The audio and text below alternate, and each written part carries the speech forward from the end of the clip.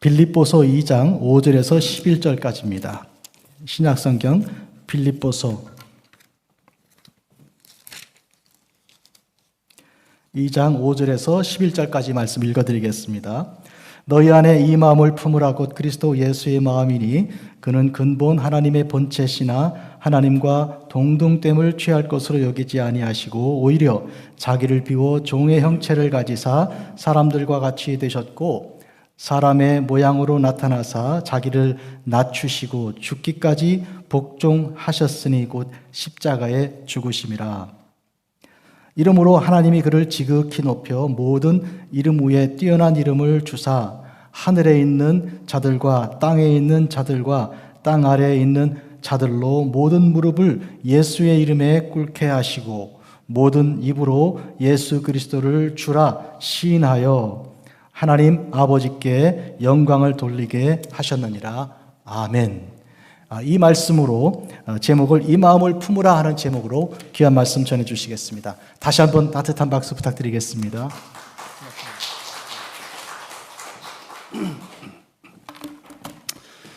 네, 통역이 있는 줄로 제가 아는데요. 통역이 제일 싫어하는 사람은 애들립 많이 하는 사람입니다. 원고에 없는 이야기 많이 하면 통역이 아주 싫어하죠.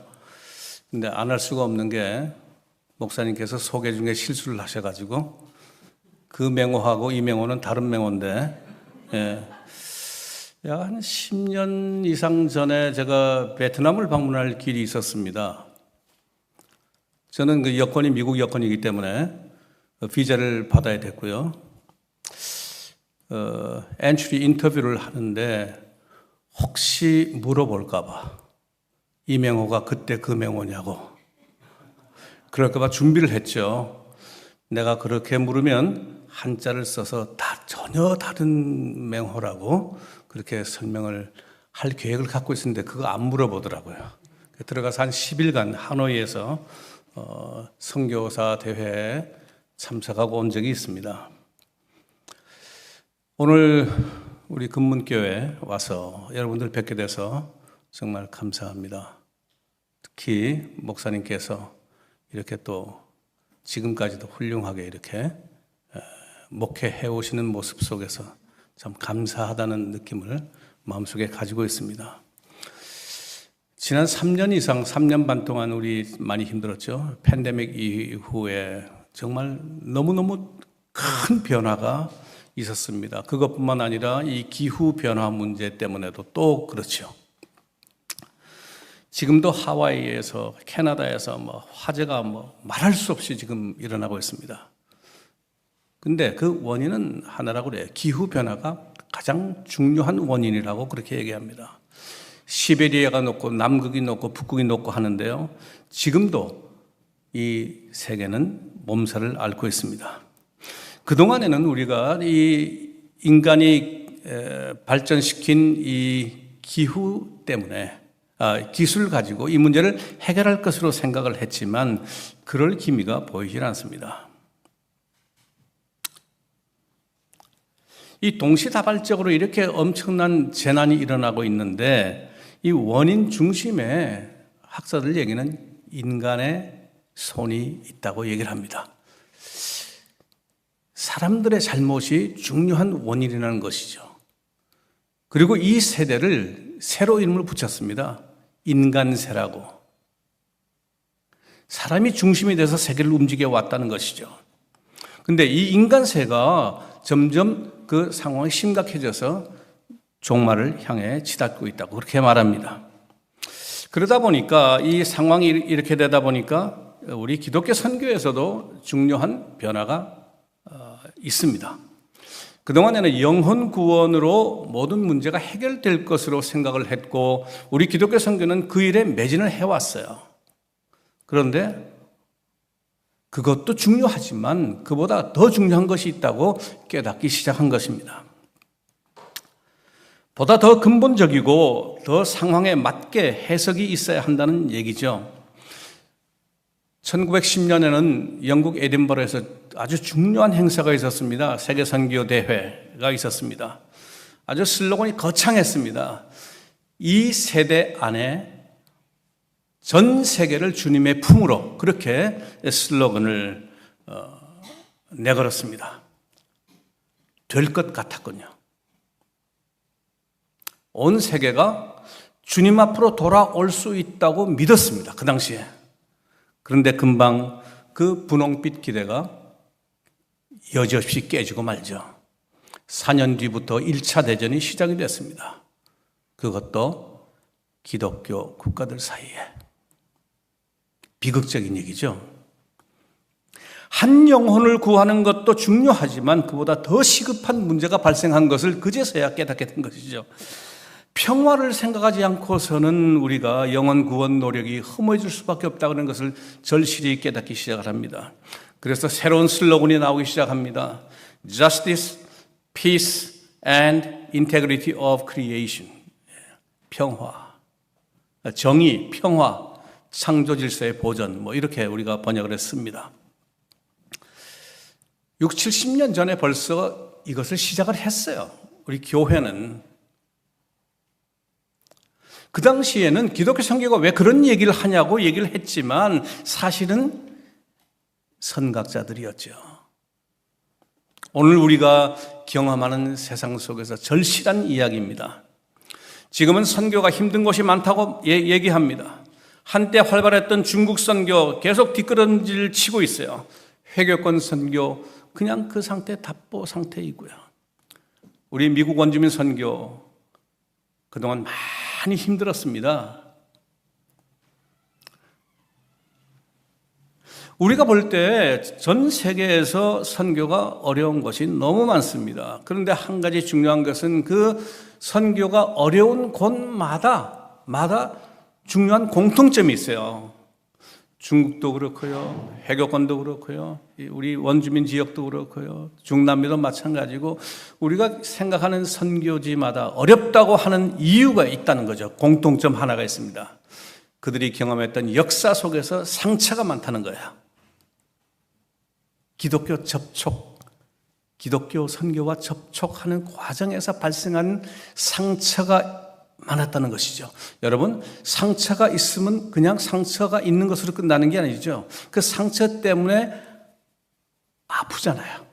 아픔이 있는 겁니다. 아직도 그 아픔이 살아있기 때문에 상처는 오래전의 상처지만 그 아픔은 지금도 지속이 되고 있는 것이 우리를 괴롭히고 있는 것이죠. 오늘 기독교 선교 현장이 그렇다고 하는 얘기입니다. 저는 그것을 몸소 체험을 했고 그것을 보면서 그들의 아픔을 보면서 저도 아파했고 그렇습니다. 오래전에는 그런 걸 잘 못 느꼈어요, 사람들이. 또 한때는 기독교 선교가 잘 됐던 적도 있습니다. 원주민 지역도. 2차 대전 이후에 기독교 선교가 아주 활발했습니다. 특히 우리 미국 장로교에서 인디안 선교 많이 했습니다. 노던 플레인 지역, 사우스 다코타, 노스 다코타, 몬타나, 미네소타 이 지역도 많이 했고요. 아리조나도 제가 있는 지금 아리조나에 있는데 아리조나에도 우리 그 장로교 인디안 교회들이 많습니다. 그 당시에 개척을 했어요. 그 당시에 시설도 하고 그 당시에 활발하게 활동을 했습니다. 미션 스쿨도 있고 그렇습니다. 그런데 그 아주 활발했던 기독교 선교가 한순간에 어려움을 당하게 됐습니다. 1960년대 민권운동 시절에 특히 이제 우리 그 아프리칸 아메리칸 중심으로 많이 그랬죠. 거기에 유색인종 들어가 있고요. 그다음에 여성 운동도 포함되어 있고 하지만 그 당시에 원주민들도 같이 했습니다. AIM이라고 하는 단체가 그 인권운동에 참여를 했어요. AIM, American Indian Movement라고 하는 거죠. 여러분 상식적으로 생각해도 아실 거예요. 그런 운동이 있으면은 따라서 함께 가는 운동이 있습니다. 왜 우리가 이렇게 됐을까? 그걸 연구하는 거죠. 왜 우리가 어렵게 됐을까? 그러면 반드시 하는 것이 근세사 연구를 합니다. 그리고 또 한 가지 있습니다. 그렇지. 우리의 정체성을 찾아야지 하고 전통 문화로 회복하자는 운동이 함께 갑니다. 우리 한국도 그래요. 대학에서 농악하고 탈춤 추는 학생들이 대개 보면 그쪽 사람들이거든요. 그죠? 근세사 연구하잖아요, 또. 역사 바로 세우기 운동을 하는 겁니다. 인디언들도 마찬가지예요. 1960년대 후반을 지나면서 그걸 하는 겁니다. 근세사를 연구하고 역사를 들여다보니까 기독교 선교와 접촉했던 이런 이야기 저런 얘기들이 다 나오는 거죠. 우리가 교회를 가면, 우리가 선교사를 만나면, 우리가 백인들로부터 어려움을 당할 때 우리의 방패막이가 돼 주겠지 하고 기대를 했지만 그들도 우리를 보호해 주지 못했다고 하는 것을 조목조목 찾아내기 시작을 한 거예요. 거기다 그렇지 우리는 우리의 정체성을 회복해야지 하면서 잃어버렸던 문화들, 전통 문화들, 뭐 춤, 드럼, 뮤직 뭐 이런 걸 하다 보니까 그것을 또 이 보수적인 이 선교사님들은 싫어하거든요. 그거 마귀가 하는 짓이야. 그거 우상숭배야 하고 막 충돌이 생기기 시작했죠. 다 떠나버렸어요. 심지어는 제가 아는 목사님도 떠났어요. 그래? 그렇다면 내가 생각할 때 난 이것이 맞는 것 같아 하고 전통주의자로 돌아가 버렸어요. 그런 목사님도 있었습니다. 아픔이죠.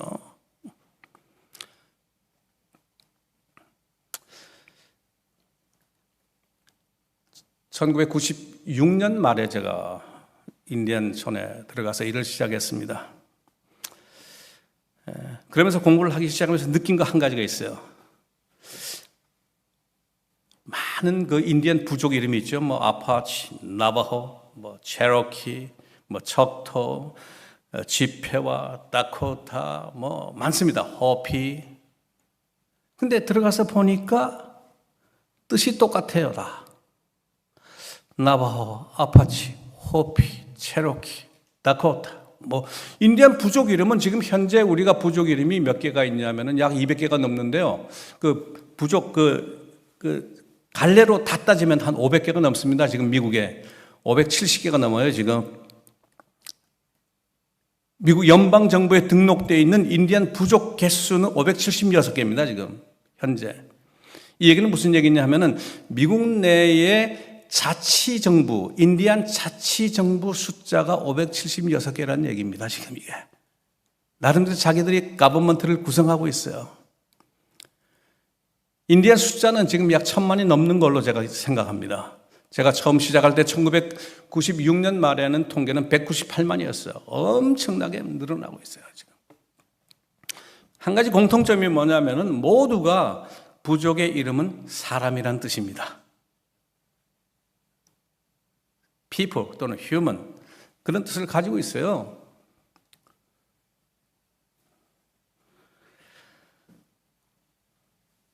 강가에 사는 사람, 산속에 사는 사람, 뭐 숲속에 사는 사람, 또 성품이 친근한 사람, 어떤 사람은 사나운 사람, 뭐 여러 가지 형용사가 앞에 뭐 붙을 건 다 붙습니다. 그렇지만 중요한 것은 그들이 사람이라는 거죠.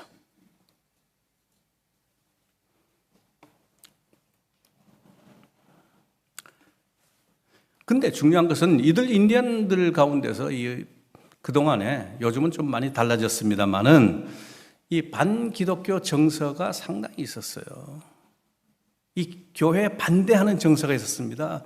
옛날에 2차 대전 이후에는요, 군대 갔다가 돌아온 베테랑들이 많아가지고 이 사람들이 교회로 몰려들었어요. 인디언 이 베테랑들이. 왜냐하면 현대 문명을 한번 경험하고 바깥 세상 가서 그것을 물을 먹고 들어오니까 시골에 들어가니까 힘들잖아요. 근데 유일하게 현대 문명을 가지고 있는 데가 뭐 이런 것도 있고 말이죠. 이런 것도 있고 한 데가 교회밖에 없었으니까 교회로 막 몰려 들어가서 그 당시에 막 채웠죠, 교회를. 60년대 후반 지나면서 그냥 쑥 빠져나갔어요.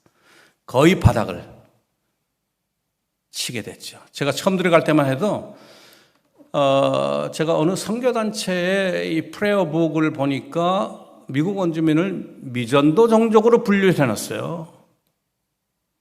그런 줄 알고 갔죠. 알고 보니까 그게 아니에요. 미전도 종족이 아니에요. 굳이 용어를 붙이자면 오전도 종족이 잘못 전달된. 우리가 잘했으면 안 그럴 수 있는데도 불구하고 2%, 3% 크리스찬이 남아있다고 기록이 되어 있으면서 미전도 종족이라는 거예요. 근데 그거 틀렸다고. 한때는 차고 넘쳤다고.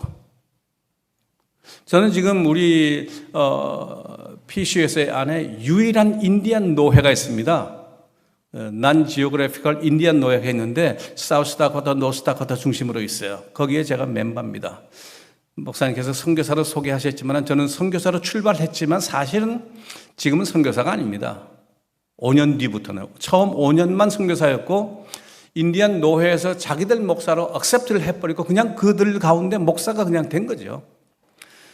노회 멤버로 활동도 하고 우리 총회 커미셔너도 제가 3번 선출됐는데 한 번은 사양하고 2번 갔고 또 시너드 커미셔너도 제가 일도 하고 하면서 그냥 인디안들 속에서 그냥 목회하는 그런 사람입니다. 그래서 선교사라고 부르면은 우리 한국 교회에서는 사실 틀린 건 아니지만 그 사람들이 들으면은 별로 썩 기분 좋지 않아 하죠. 왜냐하면 자기들 목사인데 왜 자꾸 이름을 다르게 부르냐고. 그럽니다. 요즘 우리 인디안 선교지에서 아주 생긴 새로운 현상이 하나 있습니다. 복음 전해주고 선교하는 것 다 좋다. 그러나 한 가지 우리가 할 말이 있다. 지금 그렇게 얘기합니다. 그동안에는 선교를 하고 선교에 대한 평가를 교회와 선교사만 평가를 했어요. 이번 선교가 잘 됐다 못 됐다 그러지 말라는 거예요. 그 평가 우리가 하겠다고. 지금 인디안들은 뭐라 그러냐면은 단기 선교하는 사람들을 보면서 이렇게 얘기합니다. 이 사람들이 진짜 크리스찬인지 아닌지 우리가 보겠다고. 무섭죠? 예?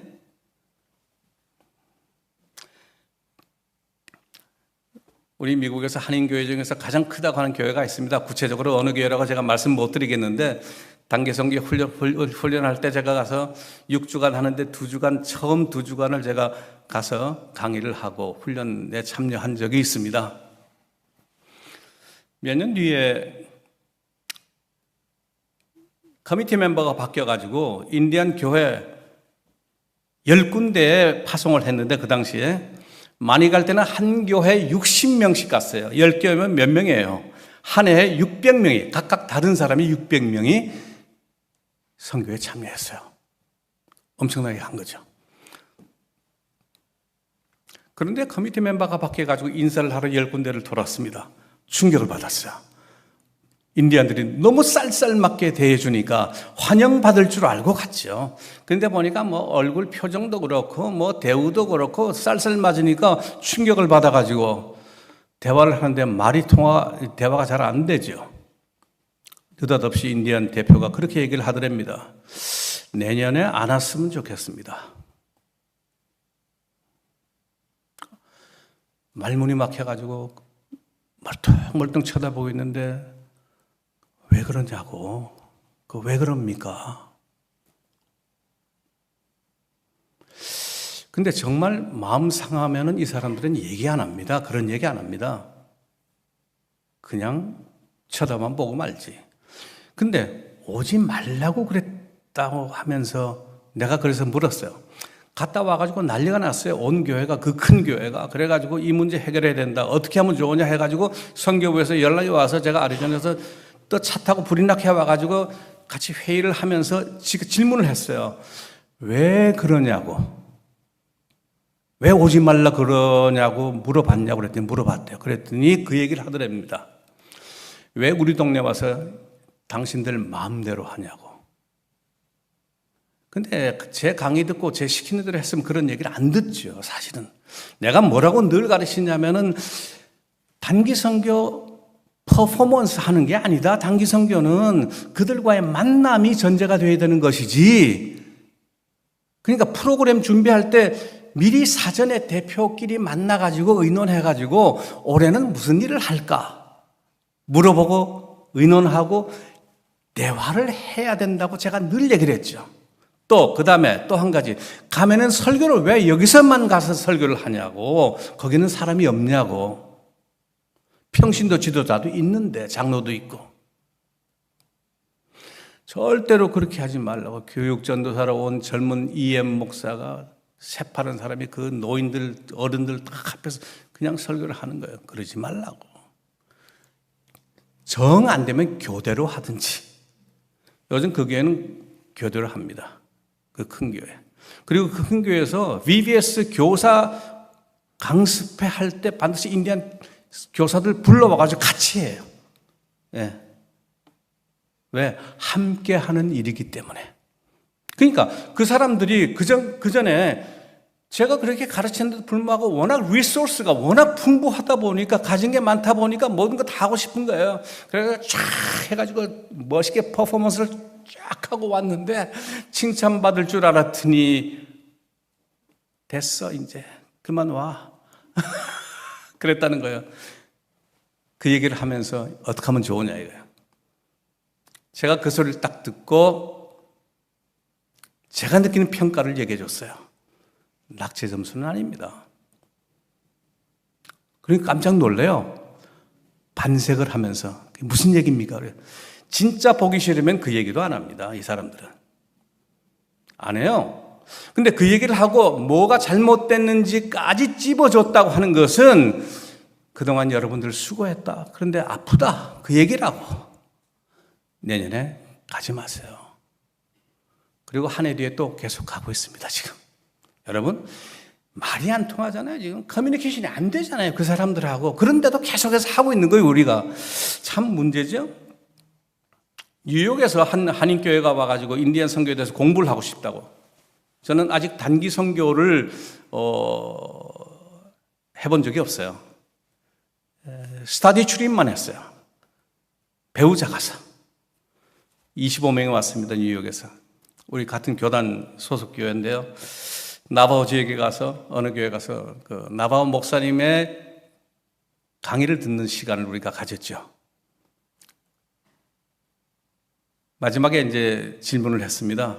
1시간 강의를 듣고. 한국 교회에 대해서 아시냐고 그랬더니 뭐 LA 가까우니까 뭐 많이 오죠.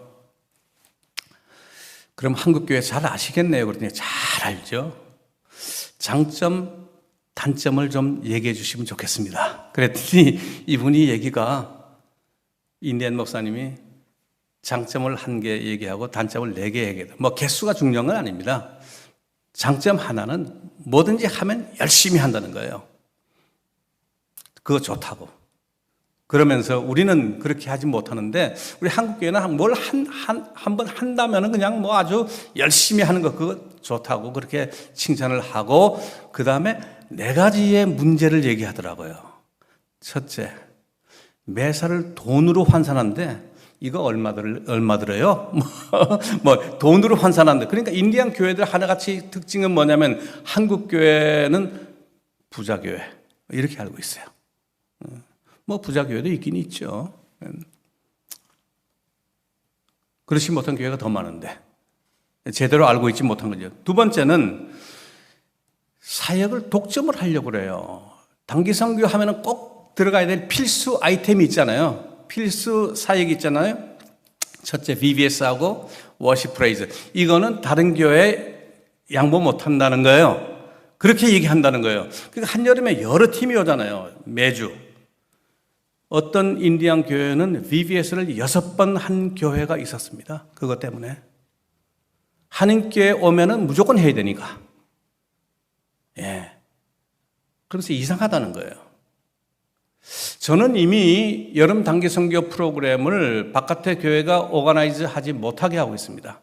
안에서 해가지고 필요한데 초청해서 불러서 그 프로그램을 하도록 그렇게 했습니다.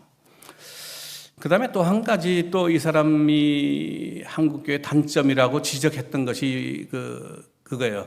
아마추어 실력 가지고 프로 흉내 낸다고. 이게 무슨 얘기냐면은 페인팅을 하면은 집에서 연습하고 오면 좋은데 왜 거기 와서 연습을 하냐 이거야. 왜 거기 와서 이상하게 발라놓고 간다는 거예요. 좀 연습 좀 하고 오지. 머리 이 클리퍼를 가지고 머리 이거 하는 거 집에서 엄마 아빠한테 연습 좀 하고 와가지고 우리한테 하면 좋은데 왜 우리한테 와서 연습을 하냐고 그렇게 얘기를 해요. 그러니까 단기 선교를 딱 한다 그러면 새해 처음부터 거기에 가기 위한 준비를 교회에서 하는 것, 그것 자체가 단기 선교의 하나의 프로그램으로 생각을 하면 좋을 텐데, 그런 생각을 했어요. 마지막 네 번째, 그러다가 2, 3년 지나면 이제는 여기 2, 3년 했으니까 딴 데 가자 그런다는 거야. 말도 없이 안 온대. 말 없이. 그러니까 6, 7년간 계속해서 한 군데 가시는 목사님은 좋은 겁니다. 그러니까 잘하시는 겁니다.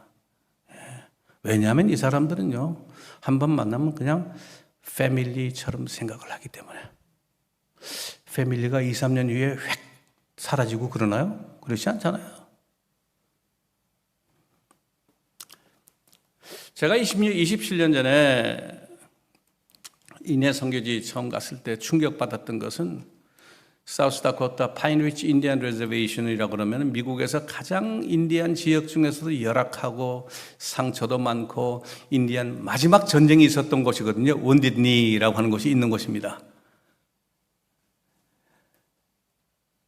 백인 선교사들 중에 제가 혼자 이제 거기 들어가서 낀 거죠. 이 사람들 하나같이 하는 얘기가 저한테 이제 뭐 가르쳐 준다고 하는 얘기예요. 이건 어렵습니다. 이 일은 너무 힘듭니다. 문제는 알겠는데 해답을 모르겠습니다. 뭐 이런 식의 얘기들만 하는 거예요. 저는 이해를 할 수가 없죠. 어리둥절해가지고 한동안 뭐 멍하게 지냈어요.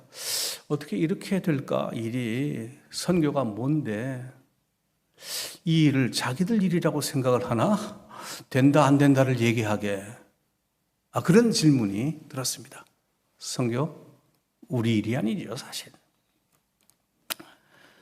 저는 농촌에서 목회를 시작했습니다. 38년 전에 농촌 목회를 시작하면서 교회 사례비를 받으면서 시작한 것이 40년 됐고요. 42년째입니다, 지금. 그런데 농촌 선교를 들어갔는데 한국에서 몇 안 되는 큰 벽지, 석굴암 뒷골짜기, 동해안 쪽으로 330세대가 사는 큰 벽지예요. 경주에서 하루에 4-5번 버스가 왕래하는 곳. 40년 동안 그 한 개밖에 없었는데 교회가 마을에서 추방을 당해버렸어요. 한국에 그런 곳이 있었습니다. 한국에서 교회가 추방당할 곳이 있겠어요? 종교의 자유가 있는 나라인데. 그런데 그런 곳이 있는 거예요. 그래서 노회에서 이 교회는 살려야 된다. 왜 하나밖에 없으니까. 그리고 신학교에다가 얘기해가지고 새로 졸업하는 새파란 사람을 하나 좀 모시고 갔으면 좋겠다고. 그래가지고 이제 커뮤니케이션을 제가 반에서 뭐 이렇게 좀 일을 맡아서 하던 때였으니까 방을 붙여놓고 뭐 사례비 전액 보장에 뭐 이런 좋은 문구를 써가지고 좀 유혹이 되게끔 했는데 마침 우리 때부터 2년간 단독 목회를 해야 목사 안수 받는 조항이 없어져 버렸어요. 한 명도 신청을 안 해요. 그 약속을 했는데 어떻게? 그래서 전화를 했습니다. 경주에다가 결정됐다고. 누구냐? 안명호, 명호 부대가 아니고 안명호라고. 딱 묻더라고요. 사모님하고 의논했냐고. 안 했는데요. 그랬더니 안 된대요. 그래서 제가 바로 질문했어요. 목사님, 이거 중요한 일입니까? 이거 얼마나 중요한 일인데. 그런 중요한 일을 어떻게 마누라하고 의논을 합니까? 하나님하고 해야지. 나중에는 어떻게 될는지 난 모르겠지만 하여간 그렇게 대답을 했더니 그쪽에서 노예에서 대답을 못 하는 거예요. 말이 틀리지 않으니까. 며칠 있다가 전화가 왔어요. 안 전도사님, 그래도 현장은 한번 봐야 되지 않겠어요? 그래서 그래야죠. 내려가야죠. 제가 그랬더니 혼자 오지 마시고요. 같이 오라는 거예요. 참 지혜롭더라고요. 그래서 이제 와이프한테 이제 겨우겨우 결제를 받아가지고 내려가서 이제 시작을 한 겁니다.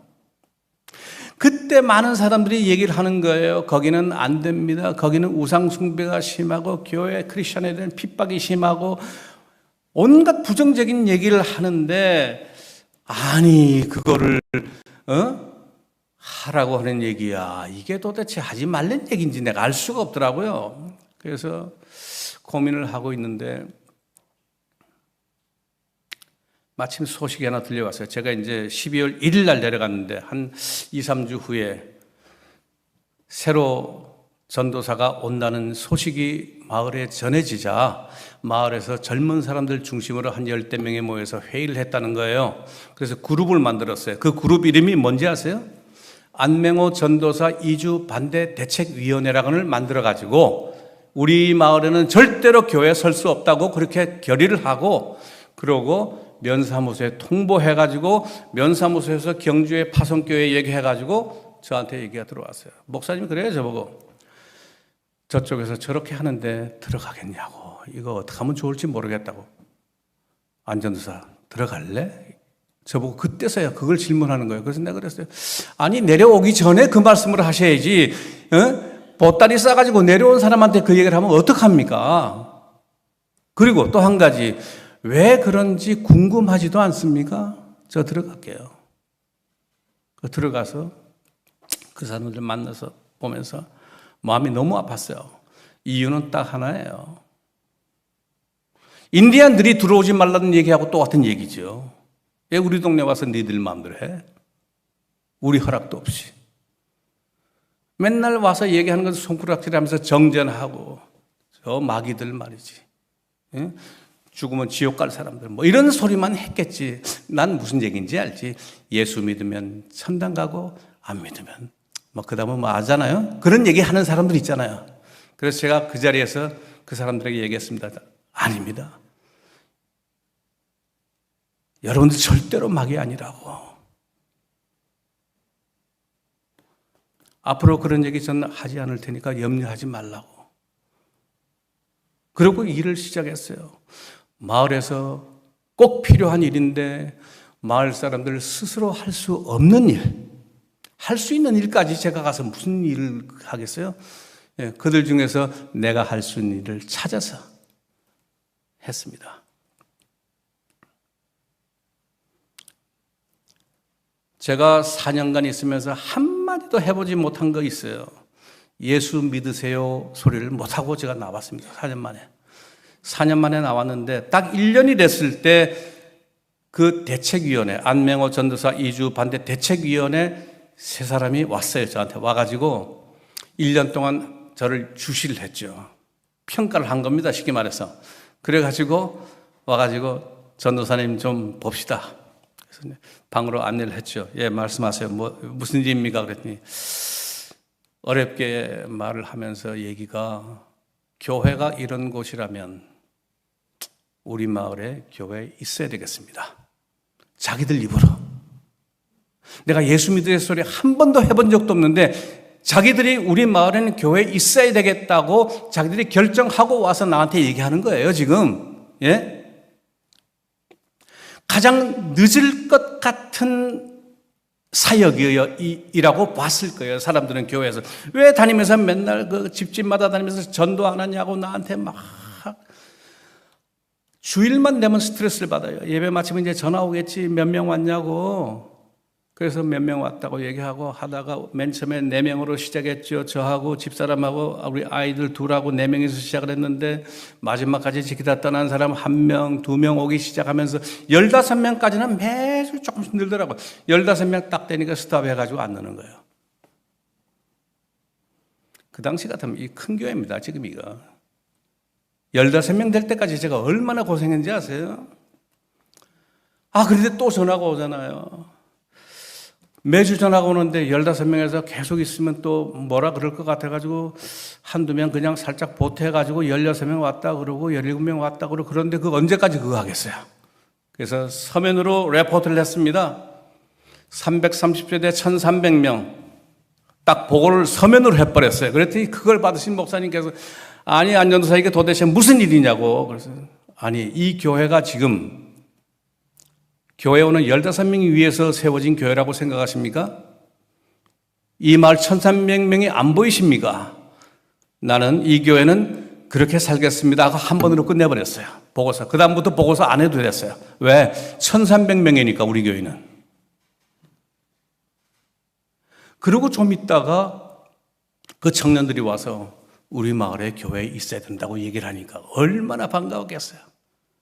그 이후로 38년 동안 40년 동안 6번이나 마을에서 쫓겨났던 교회가 그 이후로 거의 40년 다 돼가는데 한 번도 문 닫은 적 없어요. 동네 사람들이 프로텍트를 하니까, 우리 마을에 필요한 교회니까. 예. 그야말로 거기서 그 교회는 빛이고 소금인 거죠. 이럴 때 한번 할렐루야 해도 됩니다. 할렐루야. 예. 예. 그래서 그 교회는 지금도 계속 되고 있어요. 예. 감사합니다. 저는 그때 제가 생각했던 게 뭐냐면은 반기독교 정서가 강한 곳에서 복음은 어떻게 해석이 돼야 되고 어떻게 전달이 돼야 되는가 하는 것이 저의 주제였고, 그것이 지금까지 이어지고 있어요. 마치고 서울 와서 부목사 생활을 좀 하는 동안에 그 당시 신학교 계시던 선교학과 교수님께서 저한테, 야, 이 학교 와서 공부 좀 해야 되지 않냐? 그래서 거기 가서 공부하면서 제가 또 공부했던 것이 중국의 반기독교 운동에 대한, 왜 하나님의 사랑과 은혜를 전하는 선교가 왜 핍박을 받고 반대를 받아야 하나 이해할 수가 없기 때문에 그쪽으로 공부를 제가 하기 시작했어요. 이유가 있다. 이유가 있다. 그럴 이유가 있기 때문에 그들이 그러는 것이지 아무 이유가 없는데 그러겠냐? 미국에 목회하러 와가지고 있다가도 계속 생각은 중국이죠. 뭐 중국 식구들이 다 들어왔을 때도 제가 얘기했어요. 짐 다 풀지 말고 절반만 풀자. 또 가야 될 것 같으니까. 근데 하나님께서 네이티브 아메리칸에 대한 비전을 보여주셔서 그렇게 저한테 생각나게 하시는 거예요. 야, 반기독교 정서, 그 반기독교 정서에 대한 것을 너 관심 가져야 하니까 그 사람 같으면 여기도 많다 하고 보여주신 게 네이티브 아메리칸입니다. 그래서 지금 27년째 하고 있는 거예요.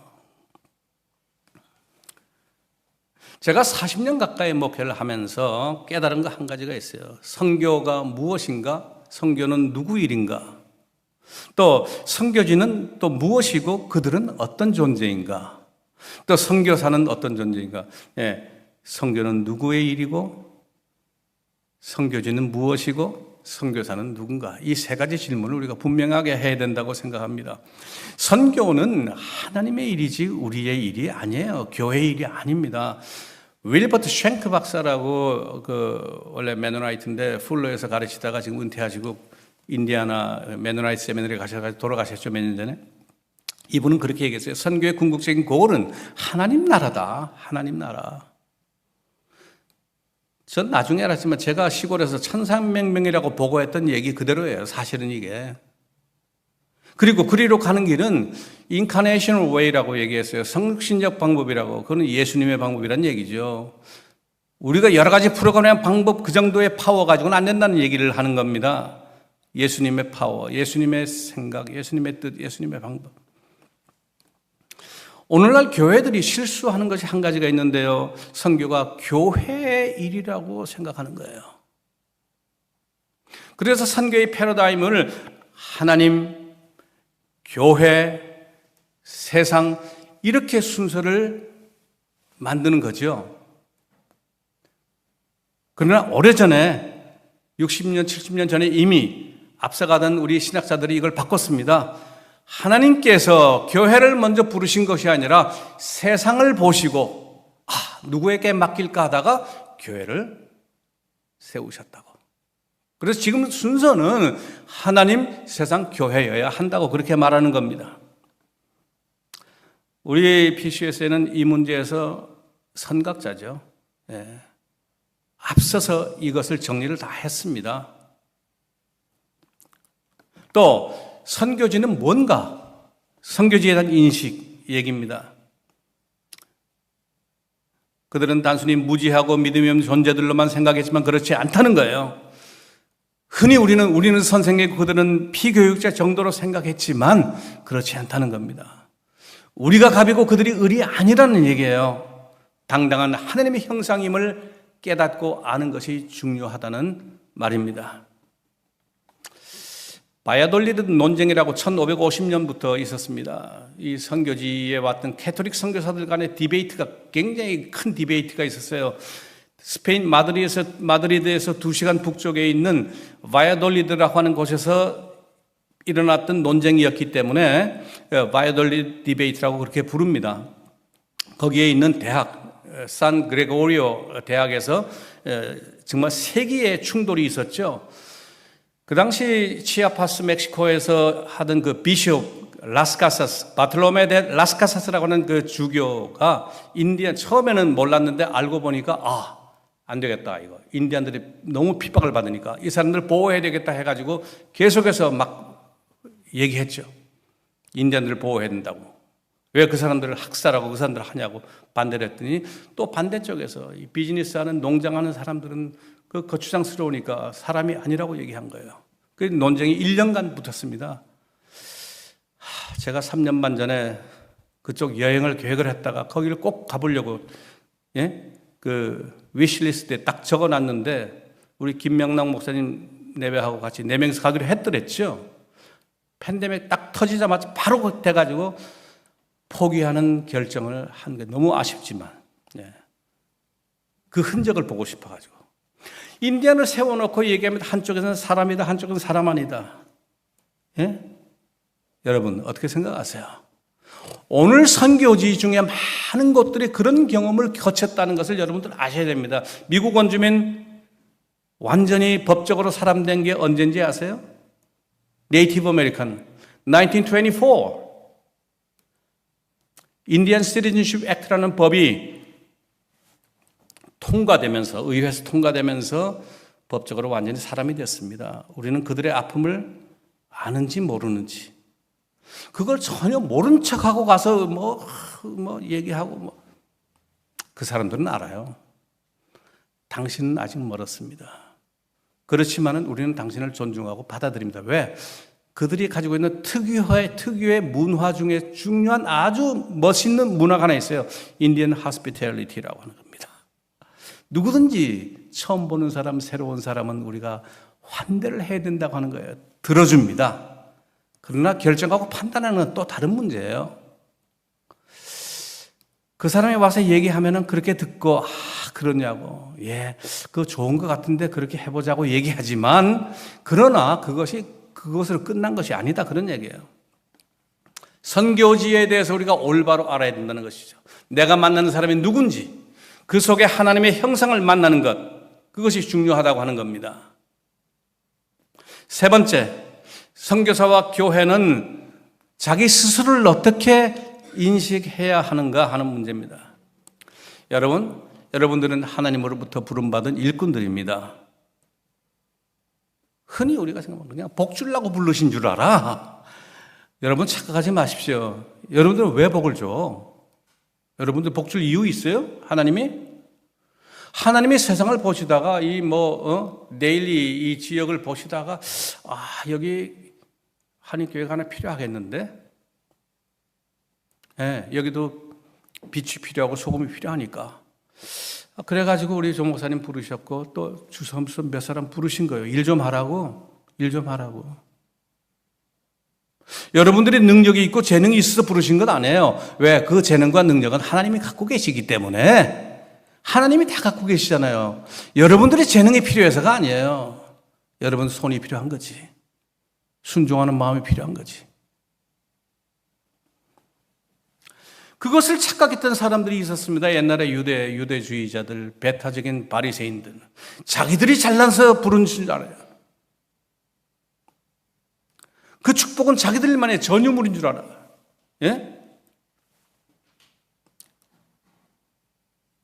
유대 배타주의, Jewish particularism이라고 흔히 얘기하는데요. 우리는 선민이야. 하나님 택하신 선민이야. 그러다가 망한 거죠. 그 사람들 사실. 하나님께서 부르시는 모습은 공통점이 하나 있습니다. 그 상황 속에서 부르심이 있었다는 거예요. 세상 속에서. 하나님께서 세상의 비전을 보시면서 이제 이 일을 해야 되겠구나. 누구를 하나 불러야지. 아브라함을 부르신 거예요. 같이 가자.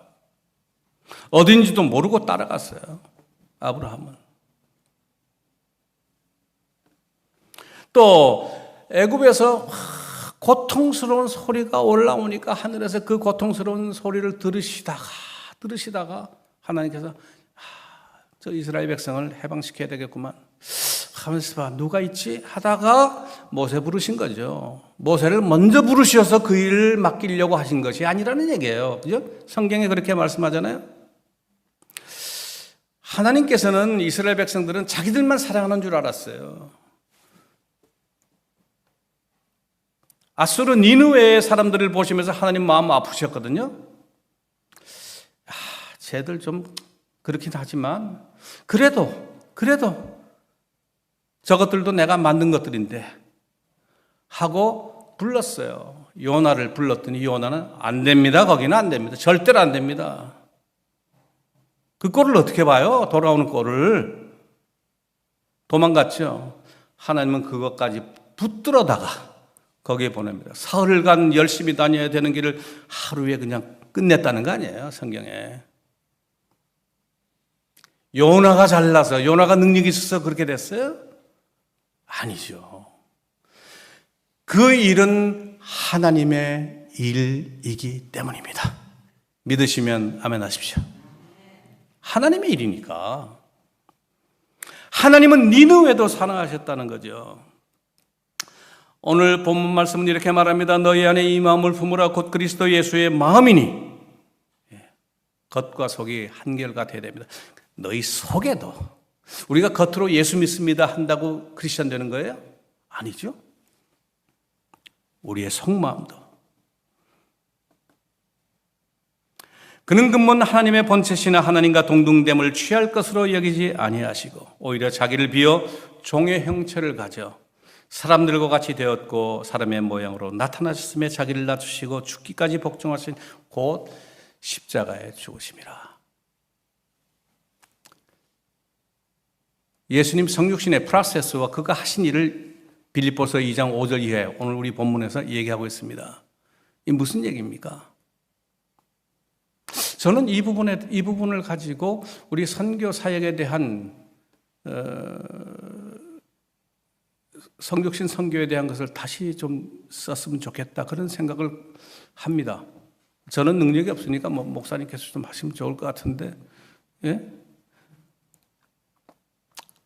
여기서 키워드를 제가 하나 마음속에 떠올렸어요. 그게 뭐냐면 패시비티라고 하는 개념입니다. 패시비티.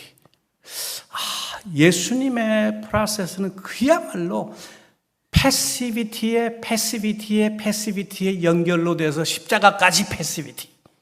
예? 사역의 마무리가 십자가잖아요. 죽는 걸로 끝났어요. 그 뒤는 돌아보지도 않았어요. 그 뒤는 바로 주인공이 바뀝니다. 하나님께서 그를 일으켜 세우시고 세상 모든 사람을 그 앞에 무릎을 꿇리시고 그를 주라 시인하고 칭송하게 하신 거 아니에요.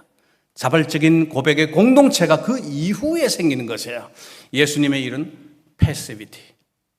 우리 한국말로는 성경적 개념으로 수동성 회복 이렇게 표현도 합니다만은 그냥 패시비티 한다면 족할 것 같아요. 이러므로 하나님이 그를 지극히 높여 모든 이름 위에 뛰어난 이름을 주사 하늘에 있는 자들과 땅에 있는 자들과 땅 아래에 있는 자들로 모든 무릎을 예수의 이름에 꿇게 하시고 모든 입으로 예수 그리스도를 주라 시인하여 하나님 아버지께 영광을 돌리게 하셨느니라. 예. 주님은 낮아지셨어요. 낮아져야 보이니까. 위에서 보면은 안 보이는 것들이 내려가면 보이게 되었어요. 한 가지만 말씀드리고 끝내겠습니다. 제가 인디언촌에 가서 일을 할 때 1996년 말 새해에 할 사역을 놓고 인디안 목사님하고 백인 선교사하고 3명이서 한 교회를 섬겼는데 손잡고 기도하는 시간이 있었습니다. 새해는 무슨 일을 하면 좋을까? 인디안 목사님도 얘기하고 또 우리 백인 선교사님은 그 당시에 미션스쿨 교장도 하셨으니까 또 자기 학교 이야기하고 저는 교회에서 예배 시간에 찬양을 인도를 제가 했습니다. 학교 다닐 때부터 기독 학생회에서도 찬양도 하고 또 그 학교는 또 음대에서 나인 심포니 대합창을 하는데 남자들이 부족하니까 그냥 테너베이스는 타 대학에서 들어가서 또 그 합창도 하고 좋아했으니까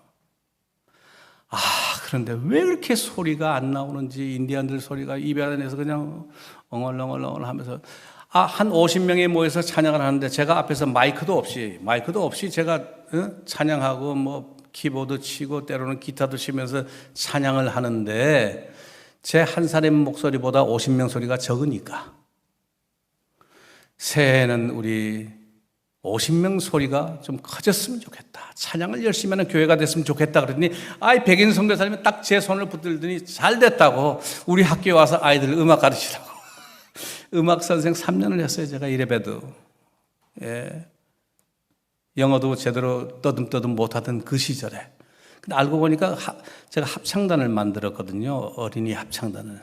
어린이 합창단 만들어서 하는 거는 뭐 영어 그렇게 많이 필요 안 하니까 그 했죠. 3년을. 딱 가서 1월 초순 수요일 오전에 가서 딱 이제 애들 모아놓으라고 그럼 하겠다고 해가지고 딱 갔더니 20명이 모였는데 제가 키보드를 치면서 쉬운 노래를 시켰어요. 근데 20명에서 나오는 소리가 다 달라. 20가지 소리가 나오는데, 완전히 앞이 캄캄하더라고요. 뭐 까놓고 얘기하죠. 뭐 음치란 얘기죠. 뭐 다른 거 아니죠. 그래서 교장 선생님하고 의논을 했습니다. 이거 힘들다 하기가. 그래도 좀 해달라고 그래서 그러면 한 가지 조건을 내가 붙여야 되겠다고 수요일 하루가 좀 어려우니까 매일 내려와서 한 명씩 개인적으로 내가 음을 가르쳐야 될 상황이니까 수업 중이라도 내가 와서 부르면 나올 수 있게 하겠냐 그랬더니 하겠대요. 한 명씩 불러서요. 땅 하고 제가 C를 치면 얘가 내는 소리는 A, 뚝 떨어져서 G, 어떤 애는 또 D, E 나오죠? 그때 주신 말씀입니다. 이 말씀이. 예수님께서 우리와 서로 포커스를 맞추기 위해서 내려오신 거 아니에요? 내가 그때 어떻게 그 말이 나왔는지 나 지금도 상상할 수가 없어요. 야, 너는 A를 내는구나. 네가 가지고 있는 소리는 A야. 야, 너 A를 내는구나. A를 낼 줄 아는구나. 그런데 A 하나 가지고 노래 못해. A 위에 B가 있고 C가 있는 거 알고 아래쪽으로 G, F로 내려가고 확장을 시키는 거지. 놀랍게 2주 만에요. 2주 만에 20명 아이들 다 고쳤습니다. 해본 적도 없죠, 저는. 말씀 하나 가지고 그냥 여기서 얻었던 영감이 그렇게 만들었죠. 제가 생각할 때 하나님께서 그 아이들을 만드셨을 때 하늘나라의 아름다운 소리를 그 속에 넣어 두시지 않았을까? 그 한 가지 기대해 가지고 그 아이들을 만난 거예요. 그렇게 되니까 그들이 음치가 아니라 A를 가진 아이, C를 가진 아이, D를 가진 아이 각각의 소리가 아름답게 확장을 하니까 그 속에서 화음이 나오기 시작한 거죠. 2달 딱 지났을 때 어떤 아이가 얘기를 해요. 질문이 있습니다. 그래서 야 뭐냐 그랬더니 우리 발표회 언제 할 거냐고. 언제 노래했다고 발표회 벌써. 그 놀랍게도 그때부터 2달 후에 5월 달에 졸업식 있잖아요. 노래했어요. 졸업식에서. 2곡을 했습니다. 학교 선생들 놀래고 학교 친구들 놀래고 거기 왔던 백인 선교사들 놀래고 또 동네 사람들 부모들 놀래고 노래했던 저희들 놀래고 나도 놀래고 다 놀랬지 뭐. 그래서 백인 선교사들이 저한테 물어요. 어떻게 했냐고. 그렇게 하려고 해도 안 됐는데 어떻게 했냐고 그래서 제가 Incarnational Way라고 제가 그렇게 대답을 했습니다. 음악책이 없는 얘기죠. 뭐 음악책 아무리 찾아봐야 뭐 나오나. 예. 얘기는 인정하면 되는 겁니다. 그들이 가진 소리를 찾아야 되는 거지 왜 내 소리를 강요를 합니까? 우리 선교적으로 굉장히 중요한 얘기 아닙니까? 사랑하는 우리 금문교회 우리 형제자매 여러분, 오늘 이 말씀 가지고 주변의 사람들을 만나고 그들 속에 있는 하나님의 형상과 함께 즐거운 신앙생활 되시기를 주의 이름으로 축원합니다. 하나님 아버지 은혜를 감사합니다. 오늘 부족한 것 이곳에 세우시고 빌립보서 2장의 말씀으로 함께 나누게 하시니 감사합니다. 상처 많고 아픔 많은 사람들을 만날지라도 그들 속에 있는 것을 발견하고 그들과 함께 하나님을 바라보게 하옵소서. 예수 그리스도 이름으로 기도드리옵나이다. 아멘.